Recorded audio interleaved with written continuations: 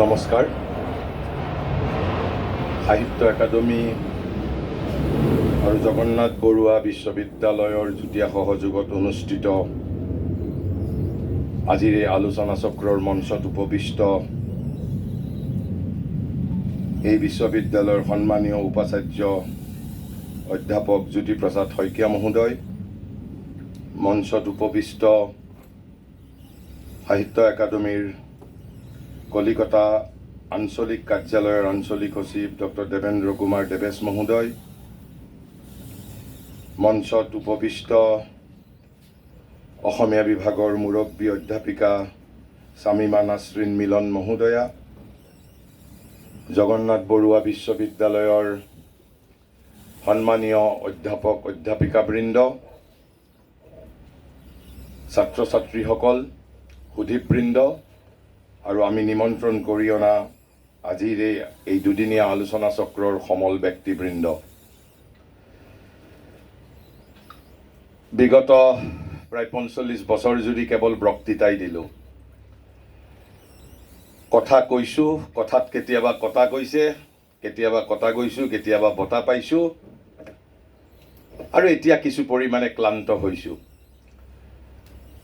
কিন্তু বক্তৃতা এটা সময়ত আমাৰ এটা প্ৰবৃত্তি আছিল।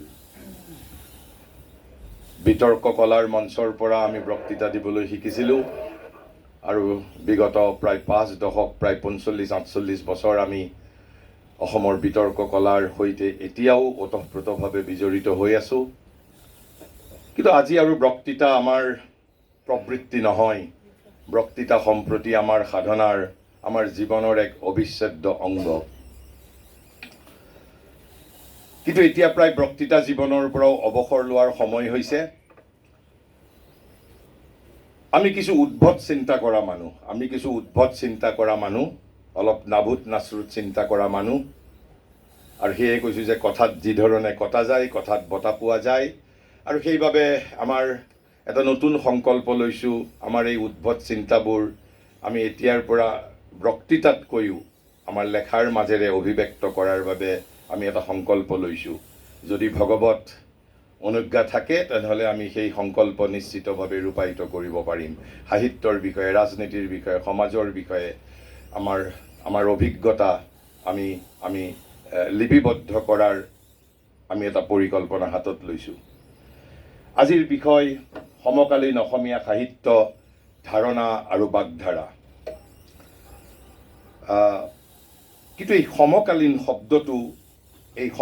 শব্দটো অলপ সমস্যা জড়িত শব্দ।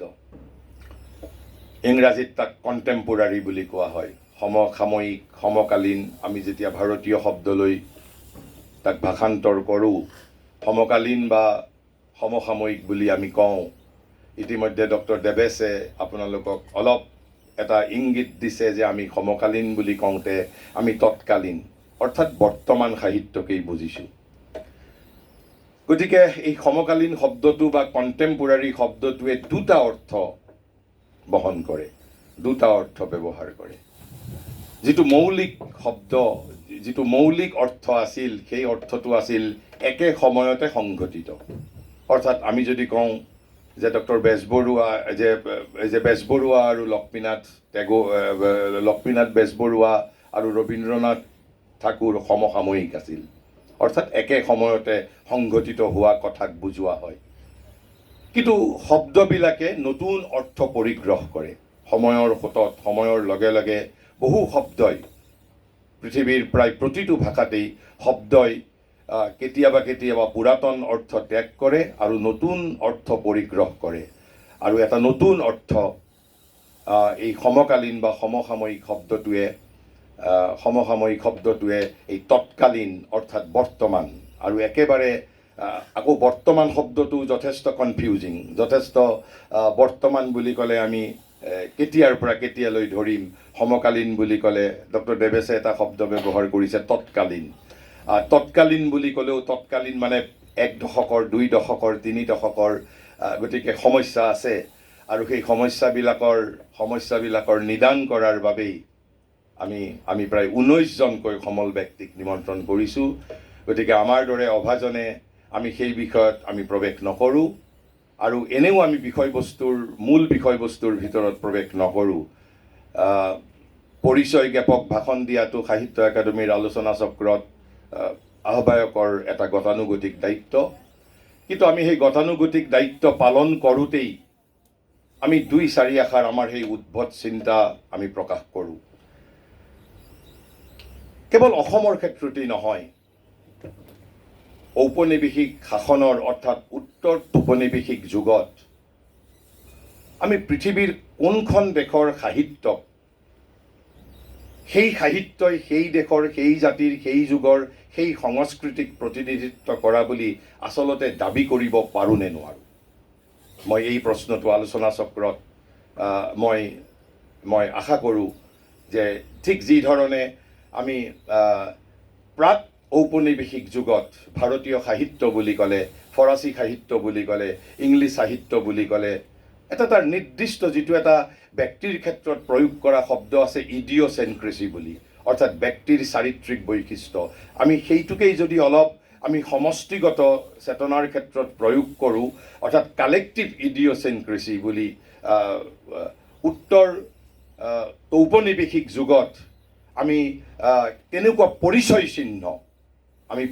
চিহ্ন যে এইখিনি সাহিত্য ফৰাচী সাহিত্য, এইখিনি সাহিত্য অসমীয়া সাহিত্য, এইখিনি বাংলা সাহিত্য, এইখিনি গুজৰাটী সাহিত্য। কিন্তু ঔপনিৱেশিক যুগৰ আগত আমি অন্ততঃ তাৰ এটা পৰিচয় চিহ্ন আছিল, এটা তাৰ পৰিচয় আছিল।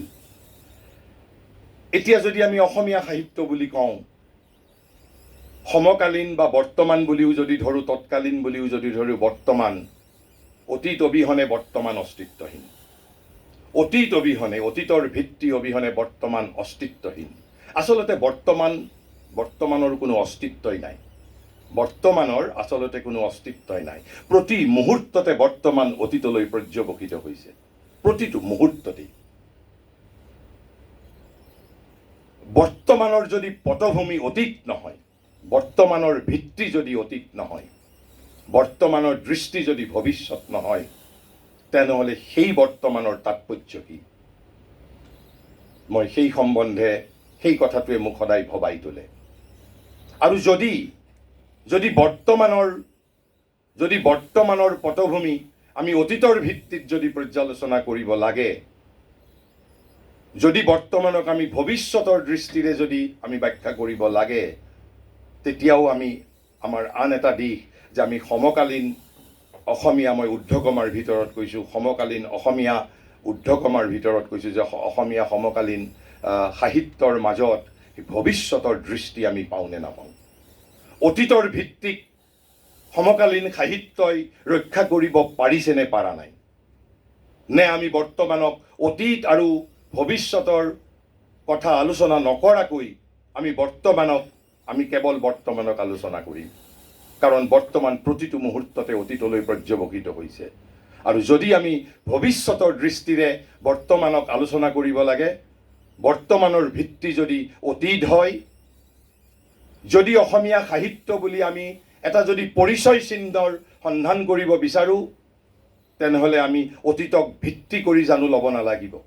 যদি অসমীয়া সাহিত্যৰ যদি আমি এতিয়াৰ পৰাও যদি আমি কওঁ ৬০০ বছৰ পূৰ্বে শংকৰদেৱৰ সাহিত্য, ভক্তি সাহিত্য, বৈষ্ণৱ সাহিত্যকেই অসমীয়া সাহিত্যৰ পৰিচয় জ্ঞাপক সাহিত্য ৰূপে আমি চিহ্নিত কৰিব লাগিব। সেই পৰিচয় এই যে তৎকালীন অসমীয়া সাহিত্যই ৰক্ষা জানো কৰিছে, বহন কৰিব জানো পাৰিছে, সেই পৰিচয় চিহ্ন জানো বহন কৰিব পাৰিছে। আৰু যদি পাৰা নাই, তেনেহ'লে আমি সমষ্টিগতভাৱে এটা অঞ্চলৰ আমি অসমীয়া লেখকৰ সাহিত্য সেই ধৰণে বিশ্লেষণ কৰিব পাৰোঁ। কিন্তু অসমীয়া সাহিত্য বুলি যদি ক'বলৈ যাওঁ, বা গুজৰাটী সাহিত্য বুলি যদি ক'বলৈ যাওঁ, বাংলা সাহিত্য বুলি যদি ক'বলৈ যাওঁ, যে ১৯০০ স্বৰাজোত্তৰ কালৰ ভাৰতীয় সাহিত্য, সেই ভাৰতীয় সাহিত্যৰ কিবা পৰিচয় জ্ঞাপক চিহ্ন, যাক আমি অভিজ্ঞান বুলি কওঁ, পৰিচয় জ্ঞাপক চিহ্ন কিবা আছেনে নাই? তাৰ কাৰণ কি? মই আপোনালোকক ২-৩টা কথাৰ দ্বাৰা বুজাবলৈ বিচাৰিছোঁ। আপোনালোক প্ৰত্যেকে মানৱতা শব্দটোৰ অৰ্থ জানে, মানৱতাবাদ। মানৱতাবাদ মানে পৰাৰ্থবাদ, মনুষ্যত্বৰ গুণ, মানুহৰ বাবে চিন্তা কৰা।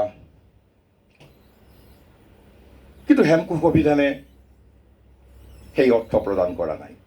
আপোনালোক স্তম্ভিত হ'ব, আজি গৈ আপোনালোকে পঢ়িব, আপোনালোক স্তম্ভিত হ'ব, একেবাৰে স্তম্ভিত হ'ব মই কৈছোঁ। আৰু লগত মই এইটোও কৈ থওঁ, হেমকোষ ইজ নট ৰং, হেমকোষে ভুল লেখা নাই। অকল হেমকোষেই নহয়, আপুনি অক্সফোৰ্ড ডিক্সনাৰী, পৃথিৱীৰ আপুনি যিসমূহ উল্লেখযোগ্য স্থবিধান আছে, সেইবোৰ যদি আপুনি অধ্যয়ন কৰে তেতিয়া দেখিবলৈ পাব, সেইবোৰ যদি আপুনি অধ্যয়ন কৰে তেতিয়া দেখিবলৈ পাব প্ৰায় একে ধৰণৰ কথা কৈছে। একেবাৰে মই ভাৰ্বেটিম বুলি কোৱা নাই, একে ভাষা নহয়, কিন্তু একে ধৰণৰ। হেমকোষে কৈছে মানৱতাবাদ হেনো আচলতে এটা সাহিত্যৰ মতবাদ বিশেষ। মানৱতাবাদ এটা দাৰ্শনিক শব্দ নহয়, মানৱতাবাদ কৈছে সাহিত্যৰ মতবাদ বিশেষ। আৰু কি ধৰণৰ সাহিত্য কৈছে? ঈশ্বৰৰ তুলনাত মানুহ সম্পৰ্কে শ্ৰেষ্ঠ ধাৰণা কৰা। মই কোৱা নাই হেমকোষ অভিধান, আপোনালোকে আজি গৈ হেমকোষত মেলি পঢ়ি চাব। কৈছে ঈশ্বৰৰ তুলনাত মানৱ সম্পৰ্কে উচ্চ ধাৰণা কৰা সাহিত্যৰ মতবাদ বিশেষ। মই প্ৰায় 100% নিশ্চিত আপোনালোকে অন্ততঃ এনেধৰণৰ ব্যাখ্যা এটাৰ বাবে নিশ্চয় প্ৰস্তুত নাছিল। কিন্তু সৌভাগ্যজনক বা দুৰ্ভাগ্যজনকভাৱে হেমকোষে এই অৰ্থ প্ৰদান কৰিছে। কৈছে ঈশ্বৰৰ তুলনাত মানৱ সম্পৰ্কে উচ্চ ধাৰণা কৰা সাহিত্যৰ মতবাদ বিশেষহে মানৱতাবাদ। আৰু মই দি কৈছোঁ যে হেমকোষে কোনো ভুল কৰা নাই, হেমকোষে একেবাৰে শুদ্ধ কথা প্ৰতিনিধিত্ব কৰিছে। তাৰপিছত ঠিক যিধৰণে কণ্টেম্পৰাৰী শব্দটোৰ দৰে তাৰ পিছতেই অৱশ্যে হেমকোষে লিখিছে, আপুনি মই যিটো মানৱতাবাদৰ অৰ্থ আমি বুজো, কৈছে সেইটো নবীন অৰ্থ। কৈছে মানৱতাবাদৰ আমি যিটো অৰ্থ বুলি বুজো সেইটো নবীন অৰ্থ।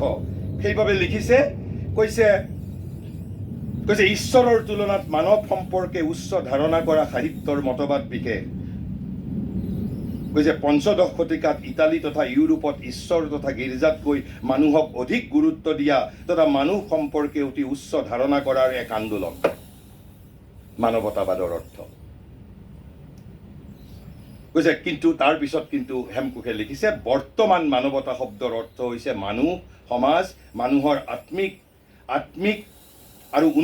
আত্মিক উন্নতিক লৈ চিন্তা চৰ্চা কৰা, মানৱিক গুণ আৰু ধৰ্ম, মানৱিক জ্ঞান, দৰ্শন আৰু মানৱিক মূল্যবোধেই হৈছে মানৱতাবাদৰ ঘাই দিশ। সেইটো this is a newer meaning, নবীনতৰ অৰ্থ। কিন্তু আমি এই নবীনতৰ অৰ্থটোকেই হয়তো আচল অৰ্থ, মৌলিক অৰ্থ বুলি জানিছিলোঁ। আৰু এই কথা মই কিয় উল্লেখ কৰিছোঁ? হেমকোষে ক'ৰ পৰা পালে? মই যে কৈছোঁ উত্তৰ ঔপনিৱেশিক সাহিত্য, উত্তৰ ঔপনিৱেশিক সাহিত্যক সমগ্ৰ বিশ্বজুৰি নিয়ন্ত্ৰিত কৰিছে অসমৰ ভক্তি আন্দোলনে নহয়, ভাৰতীয় সাহিত্যই নহয়, সমুদ্ৰৰ সিপাৰৰ কাৰখানাত উৎপন্ন হোৱা 5-6টা সাহিত্যৰ ধাৰাই। সেইবোৰৰ কাৰখানা অসম নহয়, জাৰ্মান নহয়, অসম নহয়, ভাৰত নহয়, সেইবোৰৰ কাৰখানা সমুদ্ৰৰ সিপাৰে। আৰু সেইবাবে মই কৈছোঁ যিটো ইডিঅ'চেন্ট্ৰিচি, ব্যক্তিৰ চাৰিত্ৰিক বৈশিষ্ট্যক বুজোৱা শব্দ, সমষ্টিগতভাৱে পৃথিৱীৰ অসমীয়া হওক, বাংলা হওক, ফৰাচী হওক, জাৰ্মান হওক, গুজৰাটী হওক, আমি আজি উত্তৰ ঔপনিৱেশিক যুগত আমি অসমীয়া সাহিত্য, গুজৰাটী সাহিত্য, বাংলা সাহিত্য বুলি এটা পৰিচয় জ্ঞাপক চিহ্ন দিব পাৰোঁ নে নোৱাৰোঁ? কাৰণ সমগ্ৰ পৃথিৱীৰ সাহিত্যক প্ৰশাসিত কৰিছে।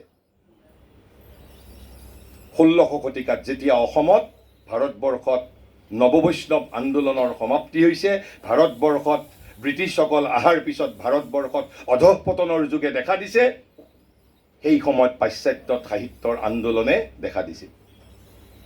ভাৰতবৰ্ষত সাহিত্যৰ আন্দোলন আৰম্ভ হৈছে বৈদিক যুগতেই। আমাৰ যেতিয়া অধঃপতনৰ যুগ, সমৃদ্ধ নৱবৈষ্ণৱ সাহিত্য যুগৰ পিছত ভাৰতবৰ্ষত তেতিয়া অধঃপতনৰ যুগ।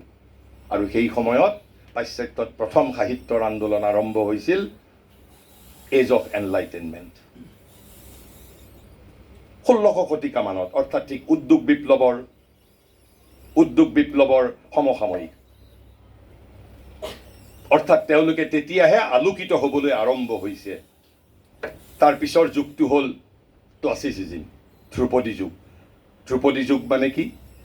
গ্ৰীক সভ্যতা সংস্কৃতিৰ দ্বাৰা সমগ্ৰ পাশ্চাত্যৰ, সমগ্ৰ ইউৰোপৰ সংস্কৃতি, সাহিত্য, কলা, শিল্প, চিত্ৰকলা সকলো প্ৰশাসিত হৈছে।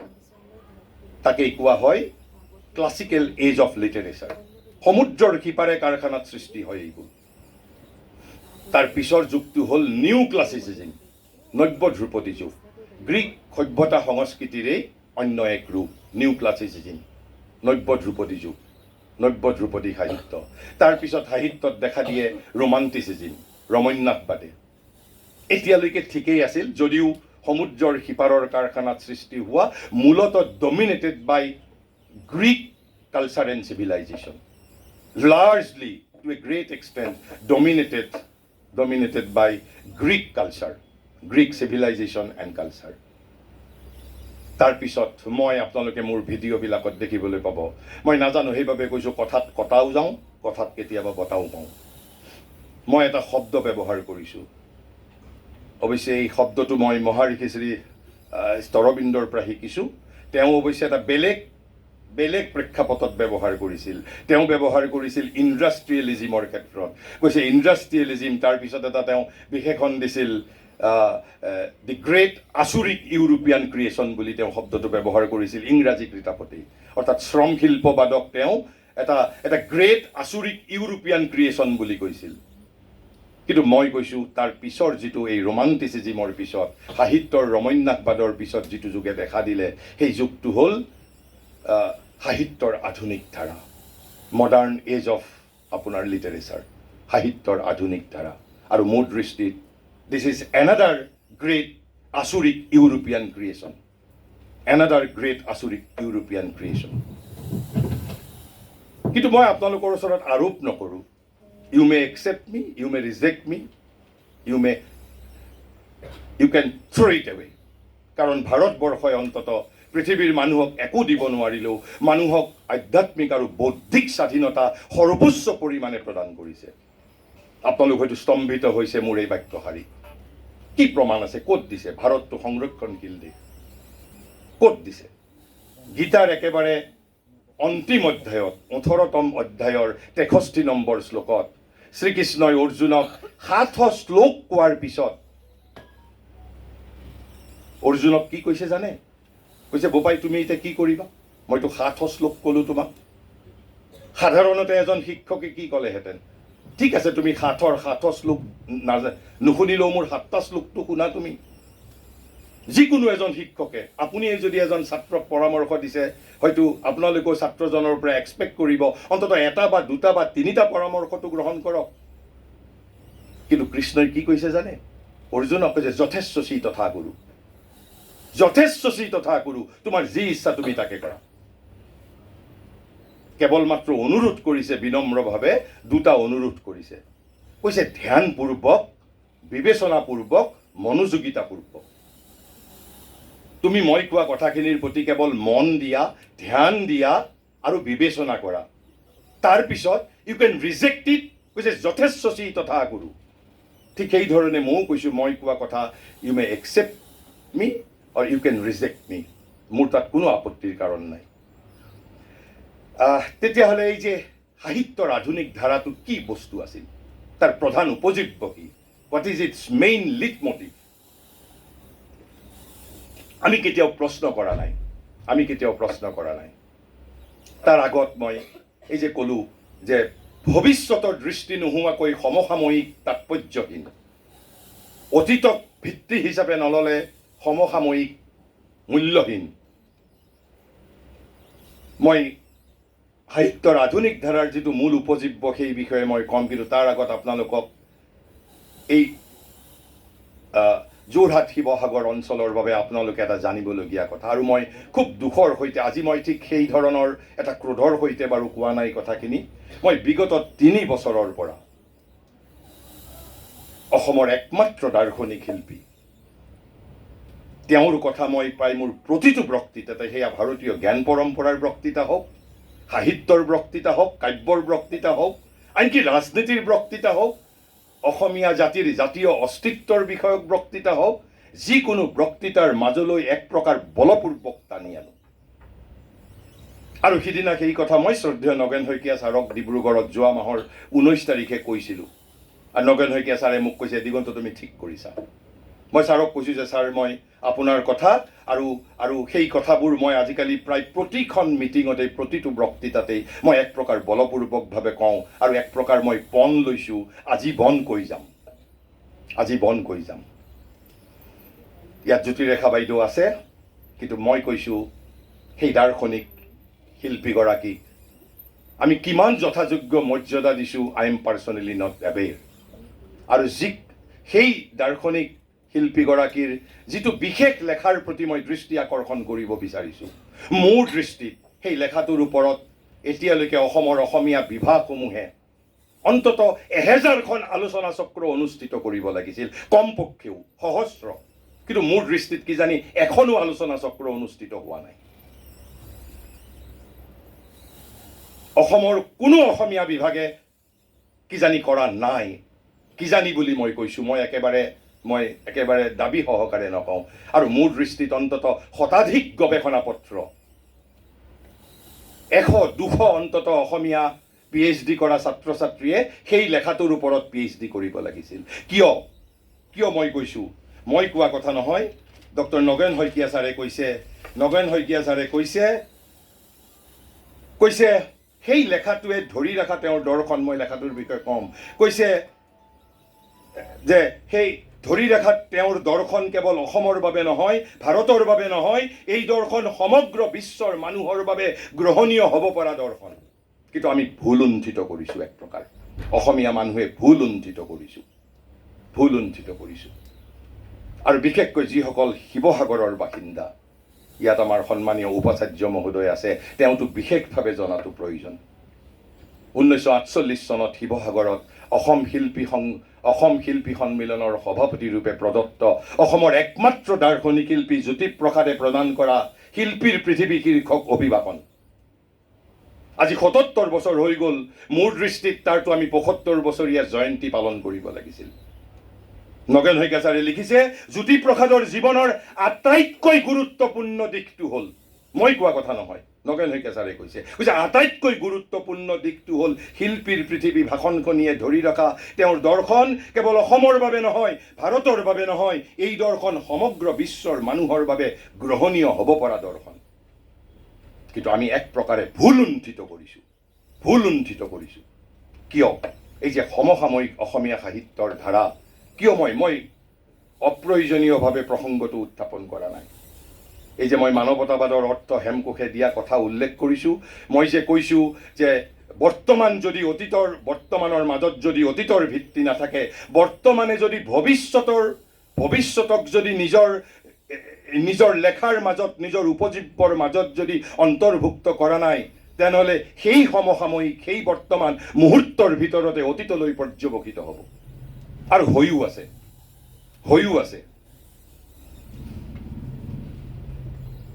মই কৈছে জ্যোতিৰ জীৱনৰ এই চমু আলিক্ষয় আমাৰ চকুৰ আগত দাঙি ধৰে তেওঁৰ ভাৱ, চিন্তা, কল্পনা আৰু অনুভৱৰ এটি সামগ্ৰিক অখণ্ডতাৰ।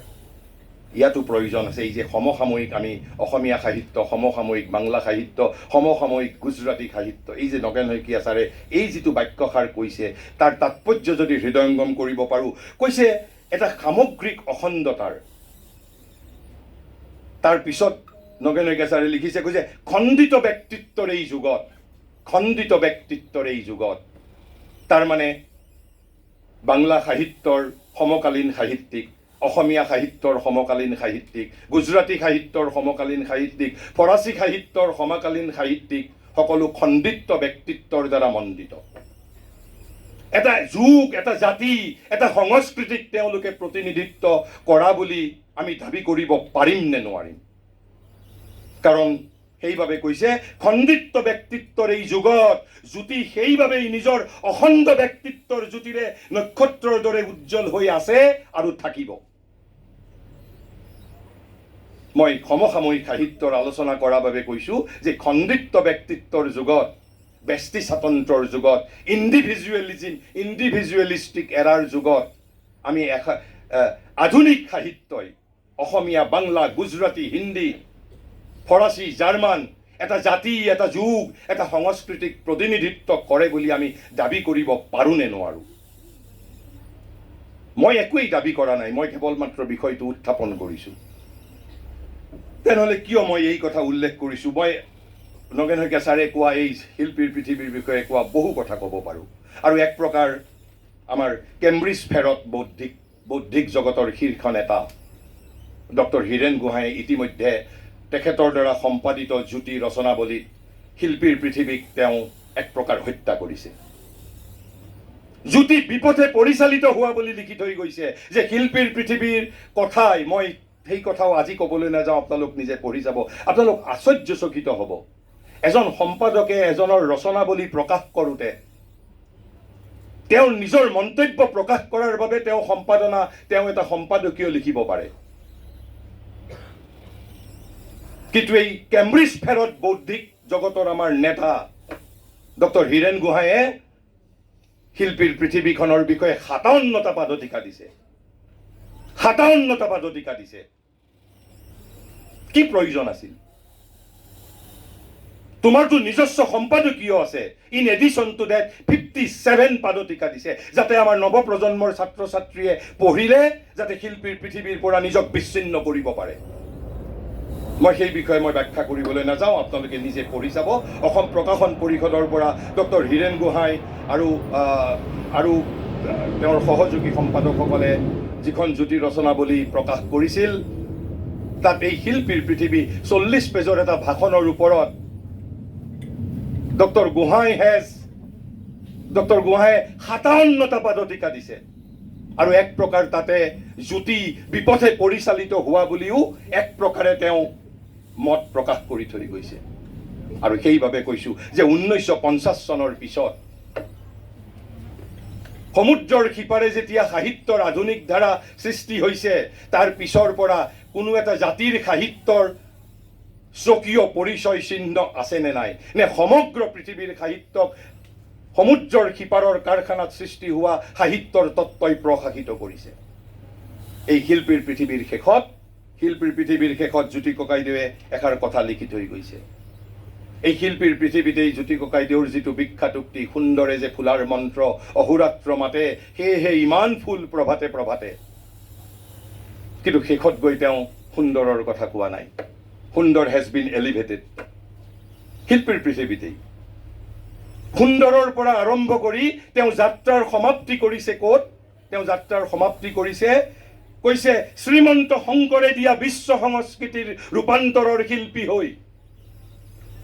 শ্ৰীমন্ত শংকৰে দিয়া বিশ্ব সংস্কৃতিৰ ৰূপান্তৰৰ শিল্পী হৈ, তাৰ মানে শ্ৰীমন্ত শংকৰদেৱে আমাক অসমীয়া সংস্কৃতি দিয়া নাই, আমাক বিশ্ব সংস্কৃতি দি থৈ গৈছিল। কৈছে ৰূপান্তৰৰ শিল্পী হৈ।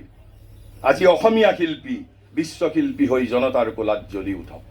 R you ready to be বিশ্বশিল্পী? Are you ready to be বিশ্বশিল্পী? কিন্তু জ্যোতি ককাইদেৱে এই দাবী কৰি থৈ গৈছে, অৰ্থাৎ তেওঁলোক ক্ৰান্তদৰ্শী। ভৱিষ্যতৰ বাবে, এই যে মই ক'লো সমকালীন লেখাৰ দ্বাৰা মই ভৱিষ্যতক মোৰ চিন্তাৰ আওতাৰ মাতত মই ৰাখিম নে নাৰাখিম। আৰু যদি আমি নাৰাখোঁ, তেনেহ'লে সেই কাৰণেই আমি ভৱিষ্যত আৰু অতীতক আমাৰ বিবেচনাৰ মাজত নাৰাখোঁ বাবেই আমি জ্যোতিপ্ৰসাদক ভুলুণ্ঠিত কৰিছোঁ নেকি? কাৰণ জ্যোতি ককাইদেৱে কৈছে শ্ৰীমন্ত শংকৰে দিয়া বিশ্ব সংস্কৃতিৰ ৰূপান্তৰৰ শিল্পী হৈ আজি অসমীয়া শিল্পী বিশ্বশিল্পী হৈ জনতাৰ কোলাত জ্বলি উঠক। আৰু জ্যোতিপ্ৰসাদৰ দৃষ্টিত শিল্পী কোন? আপুনিও শিল্পী, ময়ো শিল্পী। কেৱল গান গোৱাজনেই শিল্পী নহয়, পৃথিৱীৰ 7.5 কোটি মানুহৰ প্ৰতিজনেই শিল্পী। কিহৰ শিল্পী? পৃথিৱীৰ সপোনক দিঠকত ৰূপায়িত কৰা আমি একোজন শিল্পী। জ্যোতি ককাইদেউৰ ভাষা। তাৰ পিছত লিখিছে অসমীয়া শিল্পীৰ সাধনাত কবিও শিল্পী, সাহিত্যিকো শিল্পী, ঔপন্যাসিকো শিল্পী, গল্পকাৰো শিল্পী, চিত্ৰকৰো শিল্পী। কৈছে অসমীয়া শিল্পীৰ সাধনাত ভগীৰথৰ তপস্যাত গংগা নমাদি চিৰসুন্দৰ পৃথিৱীৰ জীৱনলৈ নামি আহক। হি ষ্টাৰ্টেড উইথ সুন্দৰ বাট এণ্ডেড উইথ চিৰসুন্দৰ। উইথ চিৰসুন্দৰ। আৰু কৈছে চিৰসুন্দৰ নামি আহিব লাগিব। উপমা দিছে ভগীৰথৰ দৰে। ভগীৰথৰ সেই মন্দাকিনী গংগা হৈ পৃথিৱীত নামি অহাৰ দৰে অসমীয়া শিল্পীৰ সাধনাত চিৰসুন্দৰ পৃথিৱীলৈ নামি আহিব লাগিব। হুইচ চিৰসুন্দৰ, হুইচ চিৰজ্যোতিষ্মান। মই আকৌ আপোনালোকক হেমকোষ প্ৰদত্ত মানৱতাবাদৰ অৰ্থলৈ দৃষ্টি আকৰ্ষণ কৰিছোঁ যে ঈশ্বৰৰ তুলনাত মানুহ সম্পৰ্কে উচ্চ ধাৰণা কৰা সাহিত্যৰ মতবাদ বিশেষ। 1950 চনৰ পিছত, কাৰণ এই সাহিত্যৰ আধুনিক ধাৰা পাশ্চাত্যৰ কাৰখানাত আৰম্ভ হৈছিল বিংশ শতিকাৰ মাজভাগমানত। আৰু আমি জানো 50ত জ্যোতি ককাইদেউ আমাৰ ইয়াৰ পৰা গৈছে।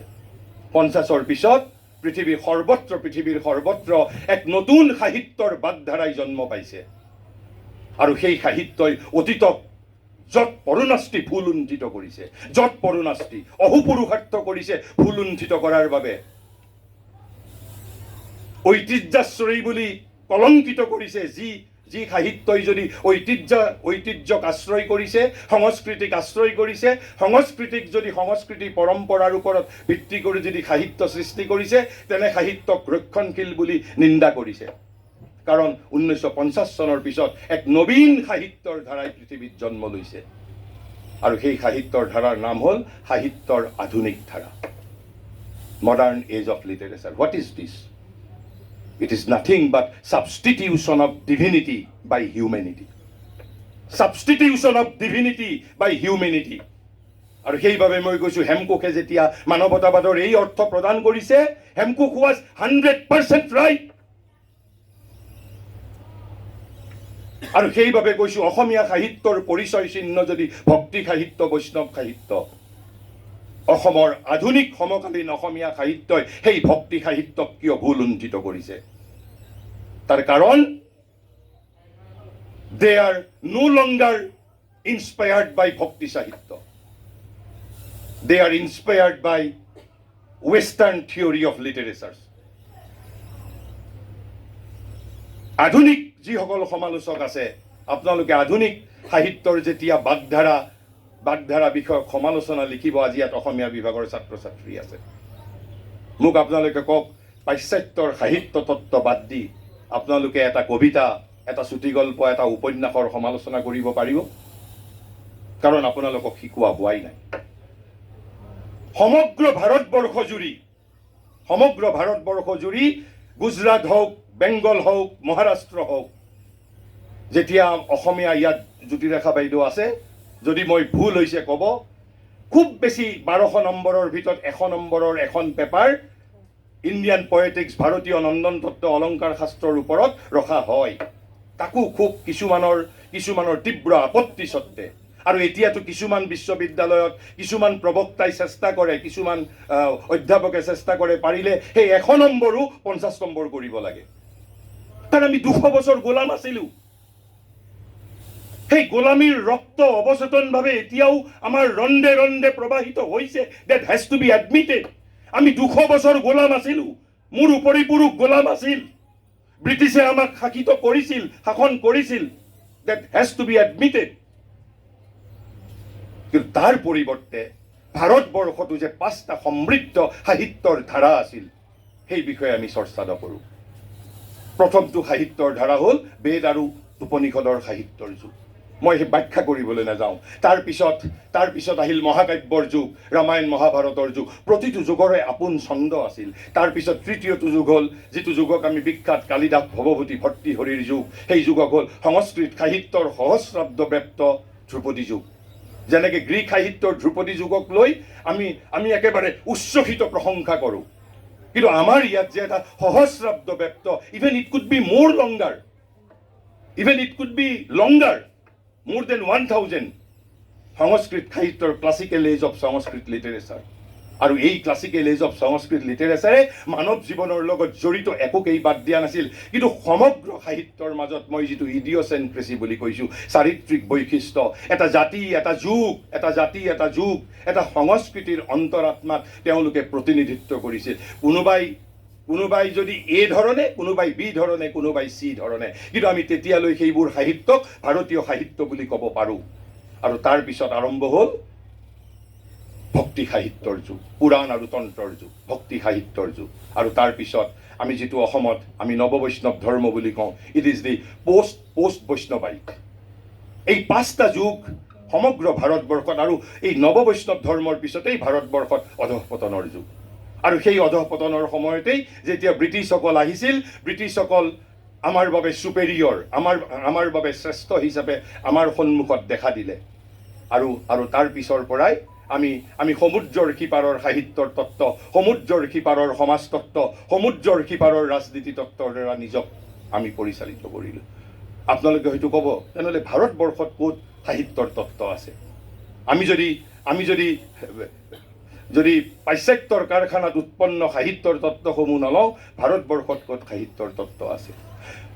ভাৰতবৰ্ষত সমগ্ৰ সাহিত্য তত্ত্বৰ বীজ গ্ৰন্থ হ'ল অথৰ্ববেদ। যদি প্ৰয়োজন হয় অথৰ্ববেদকো আপুনি বাদ দিয়ক।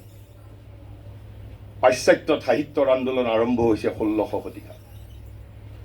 ভাৰতবৰ্ষত নাট্যশাস্ত্ৰ সৃষ্টি হৈছিল খ্ৰীষ্টপূৰ্ব 500 শতিকা পূৰ্বে, ভৰতমুনিৰ নাট্যশাস্ত্ৰ। তাৰপিছত প্ৰতিটো শতিকাত আনকি 1700 শতিকাত ৰসগংগাধৰ, তাৰ আগত কাব্যপ্ৰকাশ, সাহিত্য দৰ্পণ। মই প্ৰায় আপোনালোকক এতিয়াই মই 16খন 15খন বৃহৎ শাস্ত্ৰৰ বিষয়ে, আনকি বক্তৃক্তি, কবিতাত কেনেকৈ বক্তৃক্তি ব্যৱহাৰ কৰিব লাগে তাৰ ওপৰতো শাস্ত্ৰ আছে। আৰু এই যে ক'লো সংস্কৃত সাহিত্যৰ ধ্ৰুপদী যুগ, সহস্ৰাব্দ ব্যপ্ত, এই যুগে আনকি শৃংগাৰ ৰসৰ ওপৰতো শাস্ত্ৰ তৈয়াৰ কৰি থৈ গৈছে, একো বাকী নাই অৰা। গতিকে মই আপোনালোকক ক'লো, গতিকে আমি এই যে সমকালীন সাহিত্যৰ ধাৰা বিচাৰ কৰিবলৈ আমি যাওঁতে এই পৰিচয় জ্ঞাপক চিহ্ন আমি পাওঁ নে নাপাওঁ? কাৰণ অতীতক বাদ দি ভৱিষ্যত, বৰ্তমান সমকালীন অস্তিত্বহীন, আৰু সমকালীনে যদি ভৱিষ্যতৰ দৃষ্টিক যদি নিজৰ বিবেচনাৰ অন্তৰ্ভুক্ত নকৰে, তেনেহ'লে তেতিয়াও বৰ্তমান সমকালীন পংগু হৈ যাব। আৰু সেইবাবে যেতিয়া জ্যোতিপ্ৰসাদে যেতিয়া লিখিছিল, শিল্পীৰ পৃথিৱী লিখিছিল, তেওঁ তৎকালীন সমাজৰ বাবে লেখা নাই। তেওঁ একবিংশ শতিকাৰ বাবে লিখি থৈ গৈছিল যে মোৰ জাতিৰ মানুহে, তেওঁতো 50 চনত তেওঁ পৃথিৱীৰ পৰা উভতি গৈছে। তেওঁ লিখিছিল তেতিয়া ভৱিষ্যতৰ বাবে, আমাৰ বাবে, আৰু আমি ভুল উন্থিত কৰিছোঁ। আৰু সেইবাবেই মই এই 2-3 শাৰী কথা মই কৈছোঁ, মোৰ উদ্ভৱ চিন্তা, নাভূত নাশ্ৰুত চিন্তা মই কেৱল আপোনালোকৰ ওচৰত মই ভাগ কৰিছোঁ। যদি মোৰ চিন্তাই আপোনালোকক ভবাই তোলে, যদি আমাৰ সমল ব্যক্তিসকলে সেইসমূহক অন্তৰ্ভুক্ত কৰে, গতিকে মই একেবাৰে অসমীয়া সাহিত্যৰ সমকালীন বাগধৰা এই বিষয়বস্তুৰ ওপৰত প্ৰৱেশ মই কৰা নাই। আৰু মোৰ নিজস্ব চিন্তাৰে মই 2 চিন্তাৰ কথা আপোনালোকৰ আগত উত্থাপন কৰিলোঁ। আমাৰ চিন্তাই যদি আপোনাক ক্ষণিকৰ চিন্তাৰ সমল যোগায়, তেনেহ'লে সেয়াই হ'ব আমাৰ সাৰ্থকতা। এই 2দিনীয়া আলোচনা চক্ৰৰ মই সফলতা কামনা কৰি মই মোৰ পৰিচয় জ্ঞাপক বক্তৃতাৰ ইমানতে সামৰণি মাৰিছোঁ। ধন্যবাদ।